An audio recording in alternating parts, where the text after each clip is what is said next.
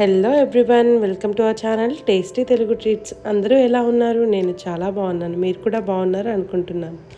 ఈరోజు మనం dry prawns ఎండు రొయ్యల కర్రీ ఎలా చేయాలో చూసేద్దాం, వచ్చేయండి.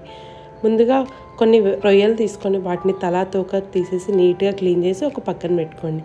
ఒక చిన్న ప్యాన్ తీసుకొని అందులో మనం ముందుగా క్లీన్ చేసి పెట్టుకున్న కొన్ని రొయ్యల్ని వేసి లో ఫ్లేమ్లో మంచిగా ఫ్రై చేసుకోండి. అవి మంచిగా ఫ్రై అయితే ఒక మంచి అరోమా రిలీజ్ అవుతుంది. అప్పటి వరకు వాటిని స్లోగా ఫ్రై చేసుకోండి.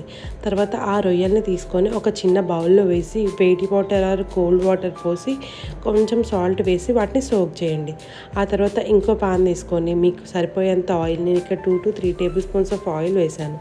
ఆ ఆయిల్ వేసుకొని ఆయిల్ కొంచెం వేడయ్యాక కొంచెం జీలకర్ర, కొంచెం ఆవాలు, ఒక 2-3 పచ్చిమిర్చి చిన్న చిన్న ముక్కలుగా కట్ చేసుకొని అవి కొంచెం కరివేపాకు వేసుకొని వీటన్నిటిని ఒకసారి కలపండి. ఆ తర్వాత కొంచెం ఒక చిటికెడు పసుపు వేసుకొని అది కూడా మొత్తం కలిపేసేయండి ఒకసారి. అది కొంచెం వేగాక ఒక 2 మీడియం సైజ్ ఆనియన్స్ తీసుకొని వాటిని చిన్న చిన్న ముక్కలుగా కట్ చేసి వాటిని కూడా వేసి కొంచెం సాల్ట్ వేయండి. అవి తొందరగా మగ్గిపోవాలంటే కొంచెం సాల్ట్ వేస్తే అవి చాలా ఈజీగా మగ్గిపోతాయి. సో కొంచెం సాల్ట్ వేసి వాటిని ఒక 2 minutes అలా మగ్గనివ్వండి. అవి లైట్ గోల్డెన్ కలర్ వచ్చాక మనం ముందుగా క్లీన్ చేసి పెట్టుకున్న ప్రాన్స్ని వేయండి. నేను ఇక్కడ జింజర్ గార్లిక్ పేస్ట్ యాడ్ చేశాను, బట్ వీడియోలో చూపించడం మర్చిపోయాను. సో కొంచెం జింజర్ గార్లిక్ పేస్ట్ కూడా యాడ్ చేయండి. అది మంచి టేస్ట్ ఇస్తుంది కర్రీకి. సో క్లీన్ చేసుకున్న ప్రాన్స్ కూడా వేసాక కొంచెం వాటిని ఒక 5 to 10 minutes లిడ్ క్లోజ్ చేసి మంచిగా కుక్ చేయండి. అవి బాగా కుక్ అయ్యాక ఇప్పుడు ఒక 2 to 3 టేబుల్ స్పూన్స్ ఆఫ్ కారం వేసుకొని మీకు రుచికి సరిపడంత కారం వేసుకోండి.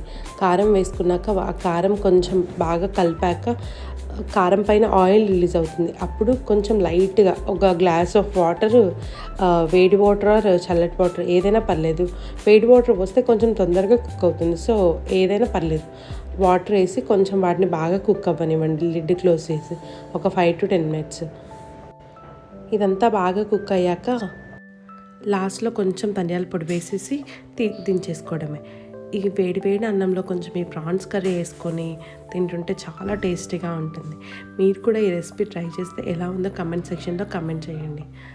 అదేవిధంగా నెక్స్ట్ ఏ రెసిపీ కావాలి అని తప్పకుండా నాకు కమెంట్ సెక్షన్లో కమెంట్ చేయండి.